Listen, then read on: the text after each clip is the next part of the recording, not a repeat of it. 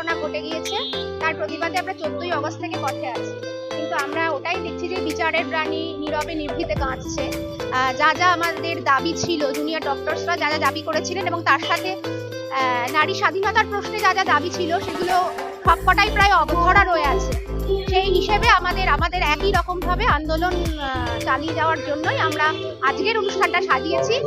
নাচে, গানে, নাটকে প্রতিবাদের ভাষাটা সাংস্কৃতিক ভাষার মাধ্যমে, নাচ, গান, আবৃত্তি, নাটকের মাধ্যমে। ওটাই, বিচারের বাণী নীরবে নিভৃতে কাঁদছে, তারই প্রতিবাদ সহই আমরা রাস্তায় আছি, আন্দোলনে আছি।